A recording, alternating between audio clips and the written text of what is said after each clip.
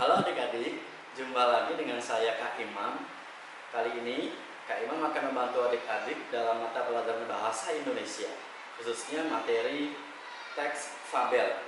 Nah, ada beberapa hal yang akan kita pelajari hari ini.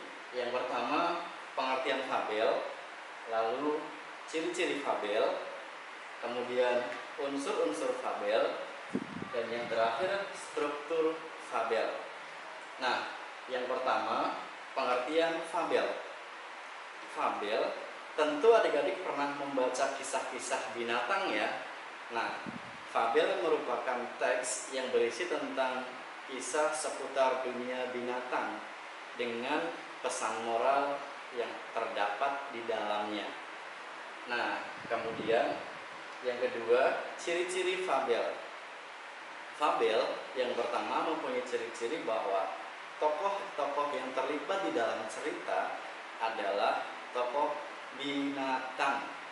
Kemudian yang kedua, di dalam fabel selalu melibatkan konflik. Konfliknya diambil dari konflik yang sering terjadi di dalam hubungan sosial manusia.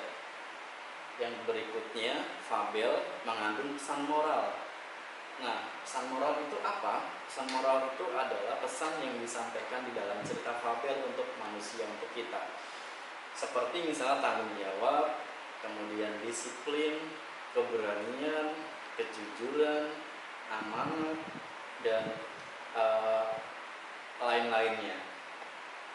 Berikutnya, fabel juga mempunyai latar atau setting tempat terjadinya peristiwa yang biasanya peristiwa tersebut latarnya ada di dalam hutan karena ceritanya adalah cerita binatang.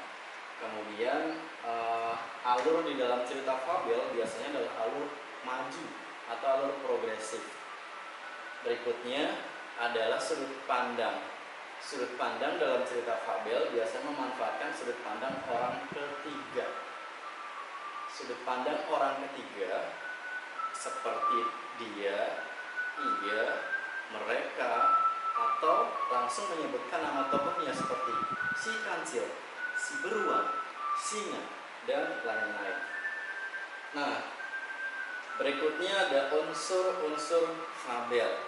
Ada beberapa unsur fabel seperti halnya teks cerita naratif yang lainnya. Unsur fabel yang pertama adalah tokoh.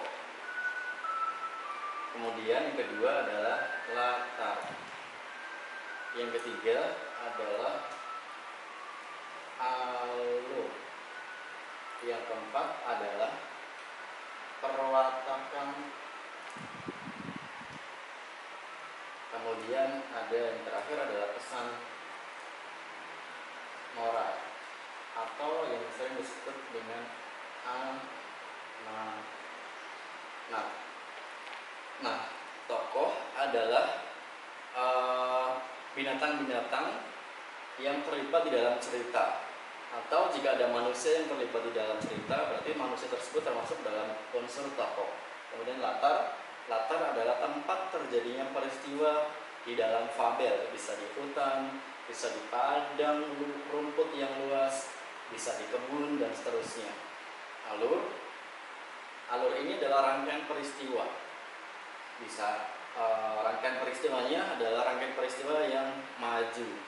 Jadi misal dari pagi, siang, sore, kemudian sampai ke dengan malamnya cerita berakhir. Yang keempat ada perwatakan. Perwatakan ini adalah karakteristik dari tokoh-tokoh yang ada di dalam fabel. Baik, jahat, pembohong, tukang cerita atau suka berbohong, itu adalah berbagai perwatakan. Kemudian yang terakhir adalah pesan moral.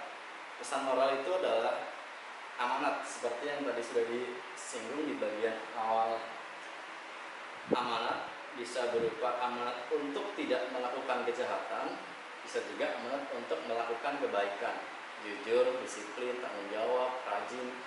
Ini ada di dalam sebuah unsur pesan moral atau amanat.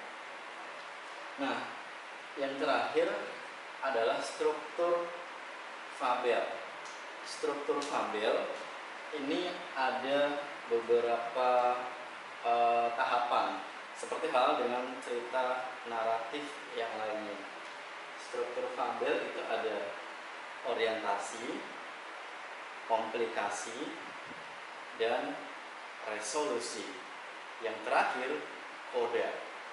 Jadi boleh dituliskan nanti orientasi, komplikasi, resolusi, dan koda. Nah, Kak Imam kali ini untuk menjelaskan struktur ada sebuah cerita fabel yang cukup menarik, kisah antara singa, kijang, dan harimau serta serigala. Kak Imam sudah membawa, ada lihat beberapa karakter. Yang pertama ada singa, yang kedua ada harimau. Nah, suatu pagi di sebuah hutan, singa dan harimau mereka kelaparan. Sudah berhari-hari mereka tidak berhasil mendapatkan hewan buruan. Lalu singa mengajak harimau untuk berburu bersama. "Hai harimau, ayo kita berburu bersama. Aku sudah lapar sekali ini." Kemudian harimau pun gesit menjawab, "Baiklah singa, aku pun sudah sangat lapar. Kalau kita bekerja sama, pasti kita akan cepat mendapatkan hewan buruan. Ayo kita lekas berangkat ke tengah hutan." Keduanya pun berangkat ke tengah hutan. Sampailah mereka di tengah padang rumput yang sangat luas. Mereka kemudian mengincar mangsanya masing-masing. Mereka bersembunyi, mengendap-endap di balik rerumputan yang tinggi, supaya tubuh mereka tidak terlihat. Nah, kemudian sampailah mereka pada suatu target. Kemudian mereka melihat seekor rusa. Singa pun langsung mengejar. Harimau pun langsung mengejar mangsa mereka. Tap, tap, tap, tap, tap. Ternyata mereka mengincar mangsa yang sama, yaitu seekor rusa. Akhirnya rusa pun dapat dengan mudah mereka tangkap. Hap! Rusa pun tertangkap. "Hai harimau, ini adalah rusa tangkapanku. Lihatlah, gigitanku mematikan si rusa." "Hei singa, itu adalah hasil buruanku. Aku menangkapnya lebih dulu." Akhirnya singa dan harimau pun saling bertengkar memperebutkan si rusa. Sampai siang, sampai sore, sampai akhirnya mereka tidak bisa bergerak saking lelahnya mereka bertengkar. Nah, dalam kesempatan yang sempit itu, datanglah seekor serigala. Serigala sejak tadi sudah mengintai pertengkaran antara harimau dan singa. Dia sudah menunggu-nunggu saat yang tepat untuk menangkap atau mencuri rusa hasil buruan harimau dan singa. Singa yang sudah kelelahan, harimau yang sudah tidak bisa bergerak karena bertengkar. Akhirnya dalam waktu sekejap, si rusa dibawa kabur oleh serigala. Singa dan harimau pun tidak bisa berbuat apa-apa. Mereka hanya menyesal. "Aduh, harimau, seandainya kita bisa berbagi ya, pasti kita akan sama-sama kenyang." "Singa, kenapa dari tadi kamu tidak bisa untuk berpikir cerdas seperti tadi? Seandainya kita bisa berbagi, pasti kita bisa sama-sama kenyang." Akhirnya mereka pun berdua kelaparan di kemudian harinya. Nah, adik-adik, cerita tentang harimau, singa, dan serigala tadi adalah contoh dari cerita teks fabel.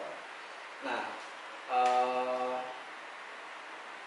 di bagian struktur fabel, kalau kita tadi melihat orientasi, yang pertama adalah pada suatu hari di sebuah hutan, itu masuk ke dalam bagian orientasi.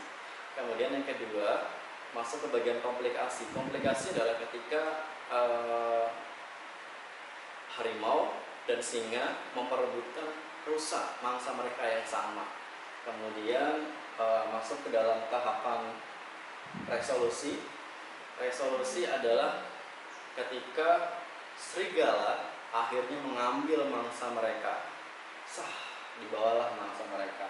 Dan koda. Koda adalah peristiwa ketika singa dan harimau menyadari bahwa ada solusi lain yang sebaiknya mereka ambil, yaitu untuk berbagi mangsa buruan mereka, tetapi mereka tidak mengambilnya. Jadi koda adalah pesan moral yang dituliskan secara tersurat, secara jelas di dalam cerita, untuk ajakan untuk berbagi, ajakan untuk menolong, ajakan untuk tanggung jawab, dan seterusnya. Nah, adik-adik sudah cukup jelas ya.